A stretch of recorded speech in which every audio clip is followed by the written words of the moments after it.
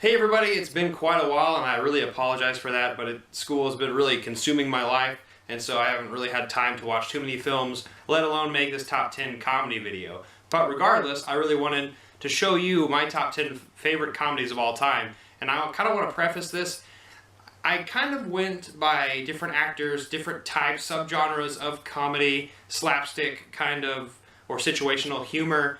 A lot of this is very different and doesn't seem like there's an order here, and this one's going to be a little bit different from the rest of my videos when it comes to my top 10 series. So with that odd juxtaposition out of the way, I really want to share with you my top 10 favorite comedies of all time. Alright, starting us off with number 10 is Anchorman. Now, the first time I saw this movie, I have early memory with this movie. Well, not too early. I guess it was high school. Around sophomore year, I was in this gym class, and we went scuba diving one day. But anyways, I watched this movie as the girls were swimming and the guys were taking their time out, and we just put on a movie, I guess. And I guess we watched Anchorman, and I have no idea how the hell I haven't seen that movie. But it's been out for probably about 4 years at that point. And yeah, this movie is just freaking hilarious. It's probably my favorite Will Ferrell movie. And honestly, it's just so indicative of the news in the 70s and the 60s. I believe it's, the 1970s local TV news station. And then the second one really hit on 24-hour news. But this one is just hilarious with a bunch of raunchy one-liners and really just a fantastic film all the way through. Now, some people really don't like Will Ferrell, and I get that. I get that completely. But my type of humor is one-liner humor, and you'll see that throughout this list here. So that's my number 10 pick, Anchorman. All right, my number 9 pick is a crazy film by the Coen brothers called Burn After Reading. I love this movie. This is very random, and the situation that John Malkovich, George Clooney, Frances McDormand, Tilda Swinton, and Brad Pitt really just get involved in is just hilarious. And the ending to this movie, J.K. Simmons does a fantastic wrap-up, and it kind of just ends. There's a really silly situation about Osborne Cox and Brad Pitt having his shit. So that's all I'm going to tell you about that movie. But yeah, definitely check out Burn After Reading. It's a special gem. Some people will hate it, I get that. But this is a hilarious movie, in my opinion. Definitely worth watching it multiple times. So that's my number 9 pick, Burn After Reading. Alright, speaking of slapstick / one-liners, I have Naked Gun. That's my number 8 pick, Naked Gun with Leslie Nielsen. What a hilarious freaking movie. This movie is just fantastic, and it has a lot of classic one-liners. I saw this when I was younger, and I didn't remember too much from it, but I have seen it recently again, and it just revived all those memories of it I had. And there's some classic skits in this movie that just make me laugh constantly. And honestly, I was gonna put Airplane, spoilers by the way, over this movie, but I think I liked Naked Gun a little bit more. And it's that type of humor that really just sticks with me all the time. And really, if you know me in day-to-day life, that's kind of the humor I really kind of imitate, and sometimes it can get annoying. But yeah, Naked Gun, definitely check out this movie because it's silly. Leslie Nielsen's silly, and I miss the guy so much.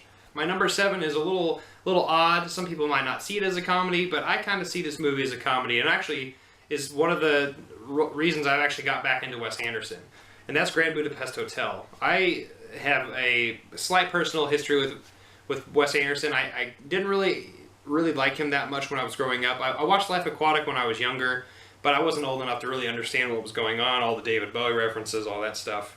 And then I watched Moonrise Kingdom, hated the crap out of the children in that movie because they were so precocious and they were just so annoying. But I liked everyone else in that movie. And then finally, back in like 2014, I was living with 2 of my friends, and they were gone, and then I had nothing to watch, so I was on their Netflix account, and this popped up, and I'm like, why not? I'll just watch this Wes Anderson movie. And I was floored. Ralph Fiennes is hilarious in this movie, has so many great one-liners, and so many silly situations that all about just this estate and the death of one of his friends, and how they're grieving with it, and like how this is kind of a rat race of a movie, and I just really enjoy it in that aspect. And it's hilarious, stacked cast. If you expect Wes Anderson, the colors in this movie are beautiful, and everything else in this movie is hilarious and nicely timed and well done. So definitely check out Grand Budapest Hotel. Alright, now I'm going to talk about a classic, my number 5 pick, The Jerk. And actually, the funny thing about this movie is I actually just recently saw this about a month ago for the first time. I've heard quotes from it, I've quoted it before a million times. Never have I ever really seen the movie until recently, and oh my god, this movie is just hilarious. He's born a poor black child, there's a defective person, Maven Johnson, there's this great scene in there in this movie where some character actors pick his name in the phone book. He gets really ecstatic about being in the phone book, and he's working as a gas pumper at this gas station, and then this defective person with a sniper rifle and an array of guns comes and starts shooting at him, and then hits these cans instead of him. And Steve Martin is like, these cans are defective. And Mike's like, we don't have a defective person up there, it's someone trying to kill you. It's like, oh no, he hates these cans.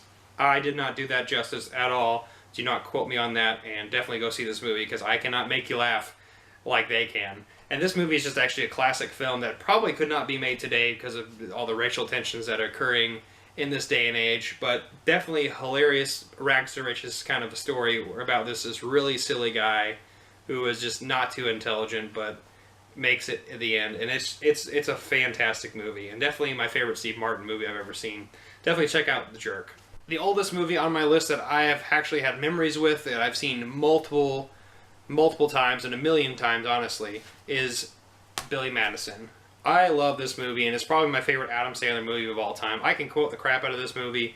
Like you'll see on this list, there is a crap ton of movies that I just constantly quote, and actually it really just bleeds into my life a lot, because I use the quotes on accident sometimes, and I was like, oh yeah, I remember that part. I'm glad I called that guy.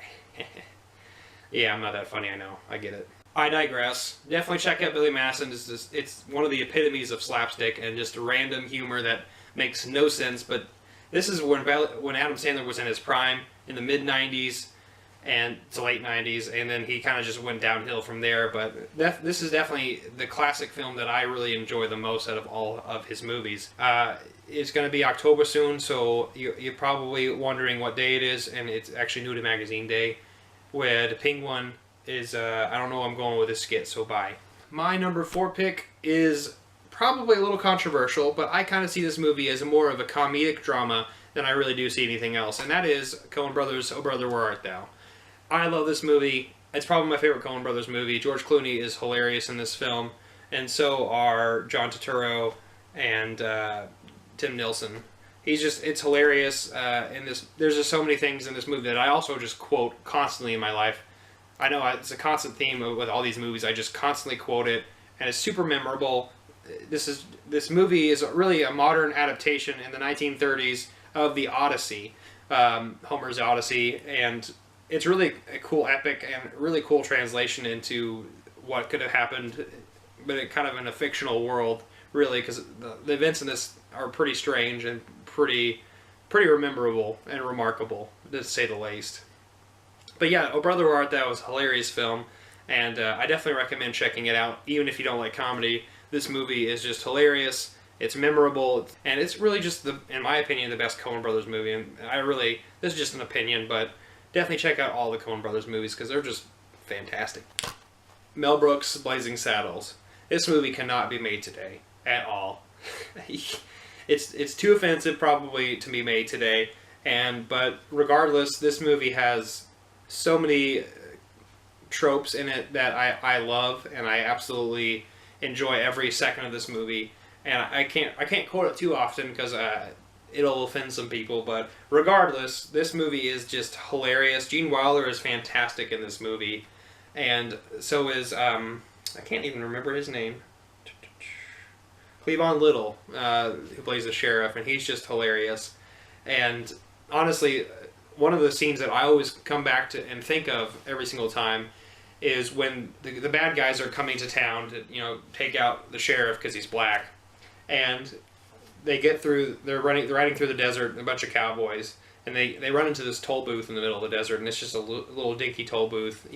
Nothing's around it. They just come up to it and like, ah, crap. And they're like, and it says 10 cents on it to cross the transatlantic toll booth or whatever. And they're like, it's like, ah, crap, has anyone got any dimes? And they're all looking at each other, like, ah, shit, we gotta get a shitload of dimes. It's like, somebody go get a shitload of dimes. And it's just to me that is just one of the funniest scenes and sketches there is. And the movie kind of just ends on a pie fight, and it doesn't make any sense. And I absolutely love Mel Brooks and his humor, and it was really hard to pick this movie over all of them, but this is definitely my favorite of his films. And honestly, you should definitely check out the rest of Mel Brooks' works because they're fantastic and hilarious, and he is a one-of-a-kind master of what he does. So definitely check out Blazing Saddles. All right, my number 2 pick is a recent one as well, and some people might not think this is a comedy, but it's a dark comedy. It's definitely my favorite Martin McDonagh film, and that is In Bruges. I absolutely love this movie, and I've seen it about 15 times over the last year and a half, and that's when I got introduced to it by a coworker of mine. I can't tell you how much I love this movie because it's literally in my top 5 movies of all time. And it's an insanely hilarious, but also serious movie that has a lot of repercussions and a lot of little moments in it that just make it amazing. And I learn something new almost every single time I watch it. The dialogue is perfect for this movie. And honestly, like I said, Martin McDonagh, I'm not saying his name right probably, but he just always knows how to contrast action and dialogue. Definitely a really dark comedy, and definitely something you should spend time watching this movie. And you have to have an open mind to watch this movie as well. You can't just watch this if you are sensitive at all. But that's most of the movies on this list you can't watch if you're sensitive in any case. You have to have some kind of open mind to watch these comedies. But yeah, I can't gush about this movie enough. Definitely check out In Bruges because it's one of the best movies ever made, in my opinion. So that's all I'm going to say about that. All right, moving on to my number 1 pick of all time, and it's the most quotable movie I've ever had in my life, and most of my friends know exactly where this is going. Monty Python and the Holy Grail. This movie is just absurd. That's the only word I could really call this movie. It's just every single aspect of this movie, from all of the sketches, from all of the one-liners, I can't even describe. I'm scared of bunnies because of this movie. I really can't describe it too well because I'm actually tripping over my words here, trying to figure out how to describe this movie. It's King Arthur and his men on the search for the Holy Grail and sent by God in the clouds. And honestly, my words cannot do it justice, but definitely check out Monty Python and the Holy Grail. Check out everything Monty Python has ever done. The Flying Circus, fantastic show. Life of Brian, great movie. Meaning of Life, also fantastic movie. These are masters of what they do. Graham Chapman, Terry Gilliam, John Cleese, Eric Idle, Terry Jones, and Michael Palin are just absolutely amazing at what they do. Yeah, we've lost a lot of them on the way to 2017, obviously. It's 1974 is when this movie came out.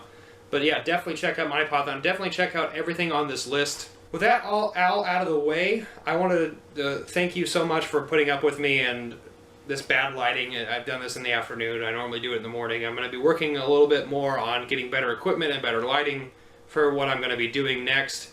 Soon I'm actually going to be doing some movie reviews, but also I'm going to be doing a Blu-ray complete collection compilation. So I'm going to show you every single Blu-ray that I own. But I know this video is getting a little too long, so I just wanted to thank you so much for being part of this, and like, comment, and share down below, and I'll see you next time. I'm not jonesing around.